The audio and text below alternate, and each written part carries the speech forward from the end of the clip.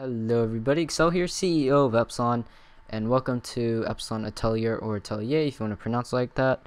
Welcome to the first video of this channel. So, I should have made this video a while ago before the launch date, but I decided to wait until the launch date to make this video, and today is March 20th as you guys know, which means, we launched today. So we have launched every single program we have, which is the Affiliates program, the Directors program, and we're even accepting staff members if you want a job at Epsilon. And you can now submit a video for Epsilon Atelier if you are a director, which means we'll submit your video if it's a speed art, a tutorial, an edit, etc., and we'll go ahead and give you credit for it. Now, if you're not a director, you can always apply for the Directorship Program, and then we can add you to our ranks, and then you can start submitting videos to Atelier if you are a graphics designer or a visual effects editor.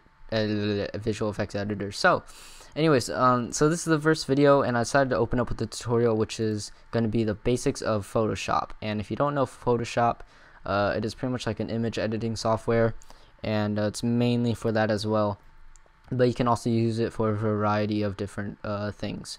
So anyways, this is Photoshop. As you can see, this is Photoshop CS6, the latest version, and pretty much we're going to get down right to the basics. So first off, this is your main menu right here, your top menu, and it consists of File, Edit, Image, Layer, Type, Select, Filter, View, Window, and Help. And the main one you're probably going to be using on this one is probably File, Edit, Image, Layer, Type, Filter, and View. Probably Filter, Layer, Image, Edit, and File. It's probably going to be the main ones. So we're going to start off with making a new document, or not really a new document, but a new file, composition, project, image, whatever you want to say it. So what you want to do is you can click on File, New, or you can press Control N, like so. And then on the name, you don't have to have the name, but presets, there's different presets you can use. I actually would rather use custom instead.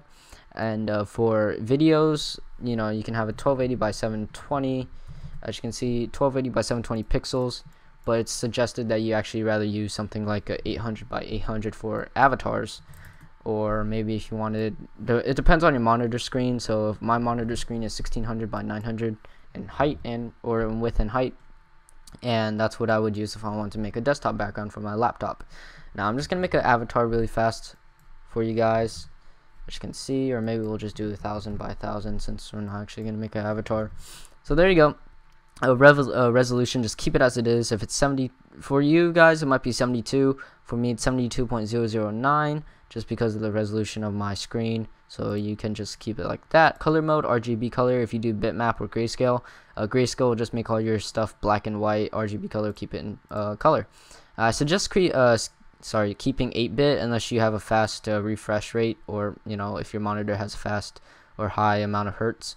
Then you can go ahead and use 16-bit. or 32-bit, but I suggest using 8-bit. Now, background contents. If you start off with white, your background color is going to be white. If you start off with background color, then you get to select the background color that you have right now. And right now I have a gray color, so it'd be gray. And transparent, which means it'd be, see-through. Don't worry about advanced. You don't have to worry about that. It'll give you an approximate image size right here. Mine does. And you can just press OK if you want to. And wait for it to come up. And there you go. So now you should have this. If you chose transparent, it should be, gray checkered. Pretty much it should be like small gray and white, blocks or squares. And so pretty much we're going to start off with the tools on the side over here. Now the tools over here are the mouse cursor selector tool, whatever, rectangle marquee tool, lasso tool, the magic wand, this thingy, which is the crop tool, the eyedropper tool, or eyedrop tool. This is the spot healing brush tool. This is the brush tool. This is the clone stamp tool. This is the history brush tool. This is the eraser tool, which is self-explanatory. This is the gradient tool or paint bucket tool. This is the blur, sharpen, and smudge tool. This is dodge, burn, and sponge. This is the pen tool.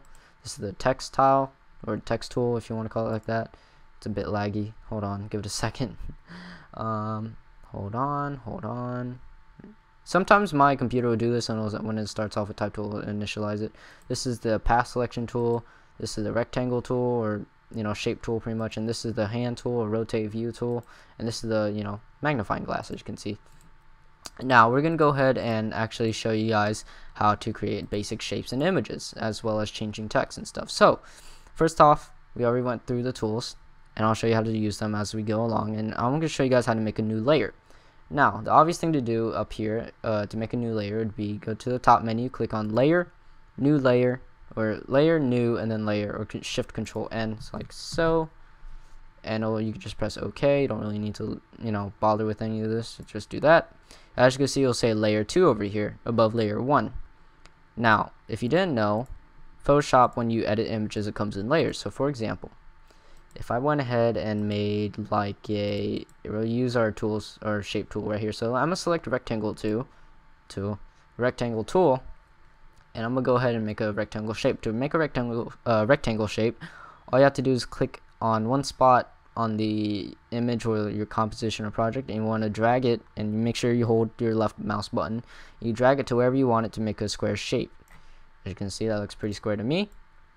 If you didn't notice, is actually the rectangle takes the shape of the background color you have. My background color, to be exact, is its color value is 353535, which is gray or dark gray. And as you can see, if I wanted to change it, I just change it to white. And as you can see, my background color changes to white. However, the rectangle tool does not change color. Now we're gonna get a little bit into this, but for now we're just gonna stay on the layers. So for now, we'll just keep it like that. Now I want to make a circle now.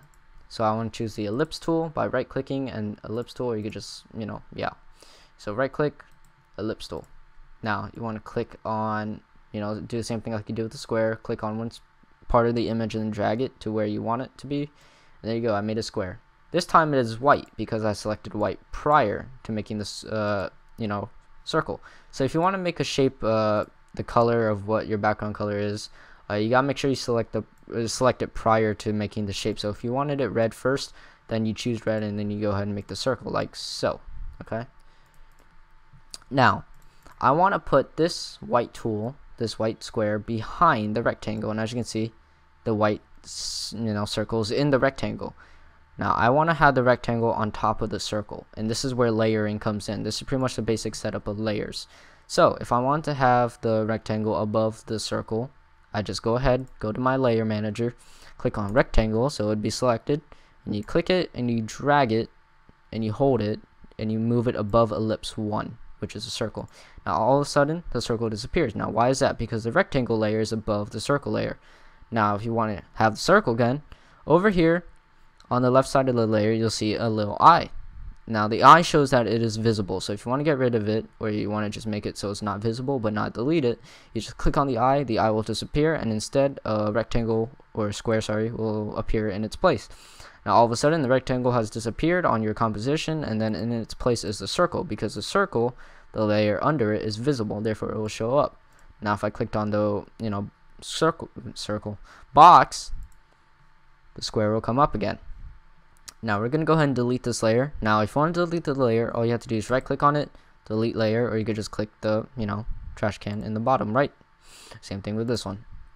Now you can always rename your layer as well if you want to. All you have to do is just click on the actual name itself. If you just click on any space next to a layer, it'll just select it. But if you actually click on layer 3, where the actual word layer 3, if you double click it, actually, you can actually change the name. So let's say we want to change layer 3 to rectangle. Bam, there's now rectangle. Now you can always do this if you want to organize your layers a bit more. I'm just going to rename it to layer 1 and layer 2, and there we go. Alright, so let's say you want to make text. Alright, so I'm going to click on the text tool, and it's going to select it, and right now your cursor should show a little black arrow, and then the cursor, like a mouse cursor, right next to it around a rectangle marquee box. So if you want to create a layer, all you have to do is select a layer. If you want to create text over a layer already that you already have, like an existing layer, you want to click on the layer, and then you just type, and you click anywhere you want, and all of a sudden a cursor should come up, and all you have to do is just type like this, hello, as you can see. Now over here in the top is your text options, and now this is the font. Obviously if you want to change font, you just select the font you want to change it to. I'll keep it as Arial because that's the basic one. And then over here you could change it to whatever the font style you want it to be. So there's narrow, which will make it narrow. There's regular, which is what you saw earlier. Oh, sorry, that's regular.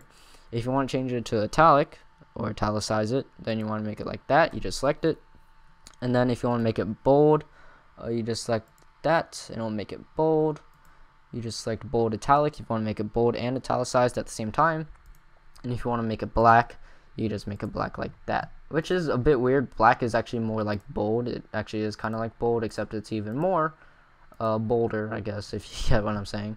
So yeah, I'm going to put hello world. Alright, now as you can see, hello world goes off the screen. Alright, for me it does. If you click somewhere else, and it'll go, you know, wherever you want it to be, but if it goes off the screen for me. So let's say you want to make it centered. Now what you want to do is you select your selection tool, whatever you want to call it, mouse tool, and all of a sudden you should see black arrow with a 4, you know, directional little cross thingy arrow right next to it. And what you want to do is you want to select the layer you want to move. This will move your layer images. It won't move the actual layer itself. It will just move the image. So let's say this is hello world. This is a hello world layer. So I'm gonna change it to hello world. There you go. So let's say I want to change, or not change it, move it. Right. So all I have to do is just click on it, or click wherever wherever. As long as the layer is selected, it doesn't really matter where you click. So all you have to do is click right here. And let's say I want to click right here and move it over, and all of a sudden, bam, right, it's visible. Now if you want to center it, of course, as you can see, you right click and you select it. Now as you can see, you can move it. I can move it up and down. I can move it up, right, you know, up, left, up, bottom right, centers, you know, move it in a circle. But let's say you want to change it even more. Here's a way of transforming it, which is pretty much you're going to be able to rotate it, you're going to be able to flip it upside down, etc., etc. So once you find the spot where you want it at, you just press Control T. I don't know if it's the same for Mac, but for PC it is Control T. Now you should have you know, like a box surrounding the actual text of hello world.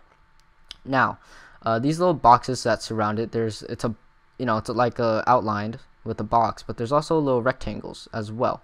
These rectangles is what you're going to select if you want to change it. If I want to make it bigger in width or in height, I just drag it down, or I click on the bottom or top square, and I just go ahead and click like that.